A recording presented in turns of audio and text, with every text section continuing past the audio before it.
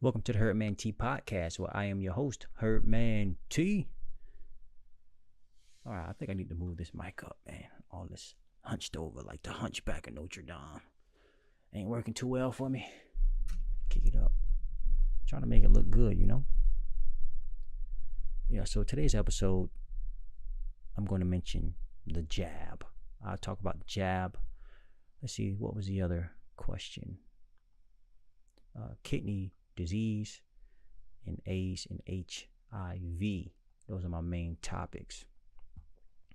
But before I get into it, if you want to support the podcast, head over to herdmant.com.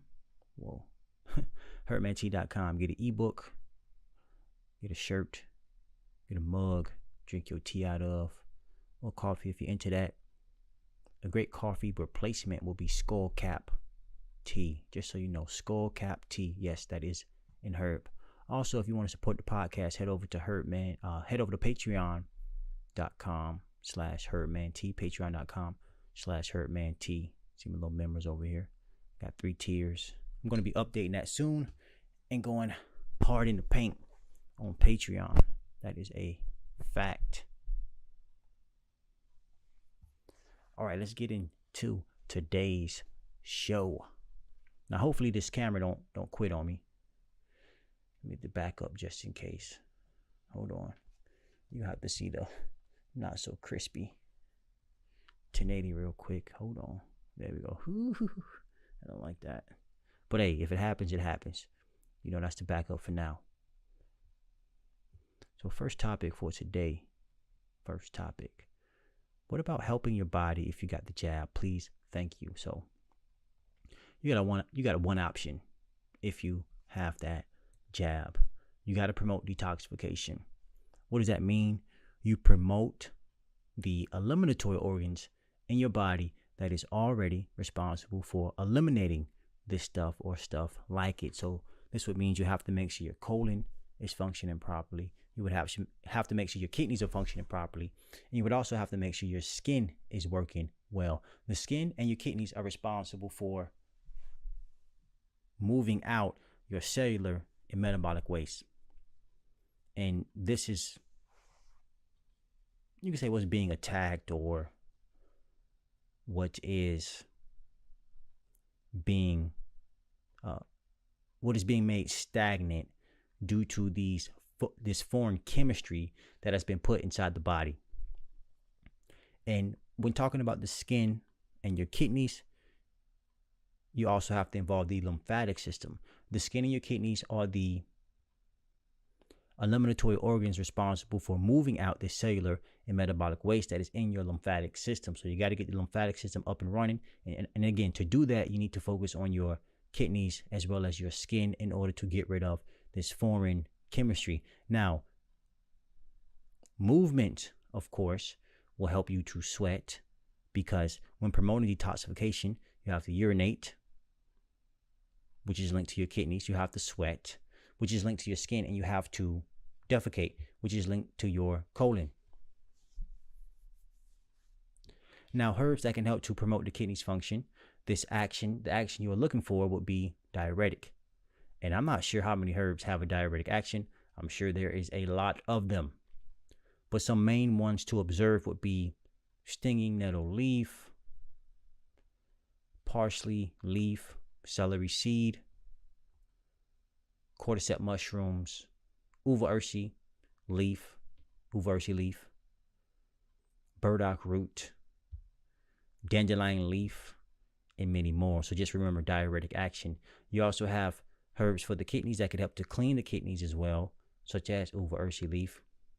Herbs for the kidneys that could help to strengthen the kidneys, such as cordyceps mushroom and stinging nettle leaf. Herbs that can help to get rid of kidney stones. An example of this would be couch grass, also known as dog grass, and hydrangea root. So you can use herbs in combination, all having a diuretic action. Some of the herbs can be used to focus on cleaning the kidneys, some strengthening, some getting rid of the stones, etc. Even some that can be used to help, not irritate the kidneys as much or soothe the kidneys whether it be, let's say, marshmallow root or corn silk. Now, you also have herbs for the skin. And when talking about, well, before I get onto the skin, when looking to bring balance to your kidneys, you also want to make sure you are supporting your adrenal glands function. The adrenal glands influences your kidneys and vice versa. They both deal with fluid balance. They both deal with your blood pressure. They both deal with helping to move out your cellular and metabolic waste in order to deal with the so-called JAB. I should start calling it Bosh. Say it backwards. Your Bosh. You got that Bosh. That Baji man. That hoo. All right. Halloween just passed, right? So you would also want herbs for the adrenal glands. So an herbal action to observe when looking to bring balance to your adrenal glands would be adaptogen. Those are pretty popular now. So you want adaptogens and diuretics in combination to help bring balance to your, you say kidneys, but the main goal is to move lymph. That is the key. You got to get that lymphatic system moving. How can you do that? Herbs for the adrenal. This is how you start it. Herbs for the kidneys, herbs for the adrenal glands. Some examples of herbs for the adrenal glands would be sumo root, rhodiola root, licorice root, schisandra berry, and many more. Always research the contraindications of herbs before use. Now, some more examples of herbs to help promote the adrenal glands function would be ginseng, whether it be Asian ginseng, American ginseng, Siberian ginseng, etc. So, and we're talking about healing, right? Healing is also related to health. Health is whole, so it's always holistic. Of course, when you want to bring balance to your kidneys, you could say you want to focus on the whole urinary system. When you're bringing balance to the adrenal glands, you want to focus on the entire endocrine system. The adrenal glands are a part of your endocrine system because they all speak with one another in order to help each other function. So some key takeaways. The main takeaway is you have to move lymph if you want to get out the foreign chemistry that was put in you via Baja.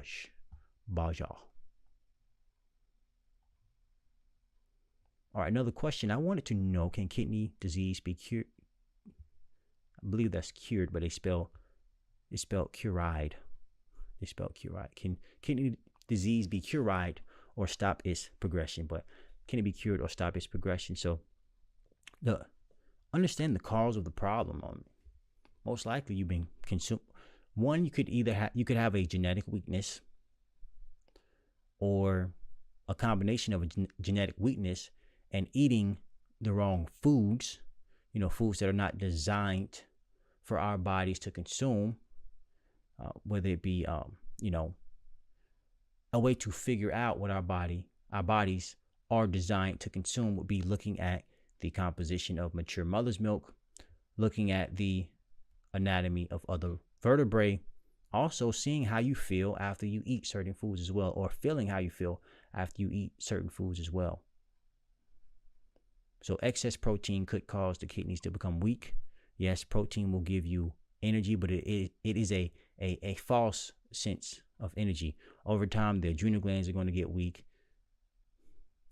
Calcium buffering system is going to be activated. You're going to get wrinkly skin and all this other type of crap. Now you got to get Botox or surgery and start whitening your teeth, and you're losing your hair. Now you got a whatever hair transplant, whatever they call it, and all that crap going on. So, but ultimately, you want to begin to fix the problem. Focus on your herbs for the kidneys, like I mentioned before. So, the main action for herbs that will help promote the kidneys function would be diuretic. The main action to help promote your adrenal glands function would be adaptogen, and an action to help move lymph. All right, you got to move lymph. I mean, you got to promote the movement of this waste coming out, because obviously the kidneys have not been getting what they needed in order to function properly. What do they need to function properly? They need energy. What gives the cells energy? Carbon, carbohydrates, which are simple sugars. It is not starches. It is not grains. It's not macaroni and cheese. It's more like simple sugars, grapes, mangoes, apples, etc. The body wants simple sugars. The body wants hydration. You can find hydration in fruits, such as watermelon, honeydew melon, your melons. So you want fruits, you want berries, you want melons. Berries are astringent. They contain antioxidants, etc. They're great for the eyes and many more. So the body wants fruits, berries, and melons. At its core, the body is made up of cells, spaces, and two major fluids. All of the cells want simple sugars. They want hydration so they can function properly. They can obtain this nutrition from the blood. The blood gives the cells food. The cells create waste. This waste moves out via the lymphatic system. The blood feeds the cells, and you can say that the lymphatic system or the lymph cleanses the cells. So all your cells, they want blood in. You can say lymph out. Blood in, lymph out. Same with your kidneys. The kidneys want blood. It wants nutrition. But it also needs to eliminate its waste. It could not eliminate its waste due to a poor food consumption all the time, causing it to become congested and not work properly. The cells, one could argue that the cells weren't getting the nutrition that they need from the blood. But the point is, if you want to fix the issue, herbs for the kidneys, eat more fruits, berries, and melons. The body wants energy. The body wants hydration. Give the body what it needs, and it's going to naturally repair. That's what it wants to do. It wants to fix itself. That's why you get signs of pain or rashes or headaches telling you, okay, listen up, something's going on. I want you to pay attention to it. I want you to correct this problem. Feed me what I need. The problem is we haven't been taught what we need, only what makes profit, if you know what I'm saying. The last question was, is AIDS and HIV curable? Word of caution, you don't want to put curable and disease in the same sentence. People go crazy over that. Well, not people, but with the algorithm, the bots, whatever you want to call it. All right, so because when you're talking about curing or even healing a disease, it's technically not a body part. So how can you get rid of a word or a thought, right? You really can't. You got to focus on what tissues are involved or what set of symptoms are involved that are related to tissues in order to fix the problem. So when talking about AIDS, right, acquired immunodeficiency syndrome, so we know we're talking about the immune system, right? And then HIV, human immunodeficiency virus, so we're talking about the immune system in a virus, right? So anytime we're talking about a virus or Baj or cancer or cancer, it's all about something is in the body that the body considers foreign and wants it out. The lymphatic system is the system that deals with getting anything foreign out. Generally speaking, of course, you have things that could be foreign in your colon, and therefore the colon would then get it out. But for the most part, the lymphatic system deals with getting out foreign things. To move lymph, number one, is movement. You have to move. You have to go for walks. And it's just really light exercise. You know, exercise is where you are going to get the lymphatic system going, but you're not creating enough waste in order to slow it down. So number one, movement moves lymph. So it could be light exercises. It could be working out. Working out, like exercises, same thing. It could be getting massages, whether it be lymphatic drainage or someone rubbing on your back. But also, the next thing is fruits, berries, and melons. promote the movement of lymph. And then the third, of course, would be herbs, but think of it in more of a holistic way, using herbs for the kidneys and adrenals, as well as the skin and the lymph. And also, when you're talking about using herbs for the skin, you want to include herbs for the liver as well as the thyroid. And when you start to, think about it in a holistic sense, if you need herbs for the kidneys, the adrenals, the skin, the liver, the thyroid, again, thinking holistically, when dealing with the liver, think digestive system. Bring balance to the entire digestive system.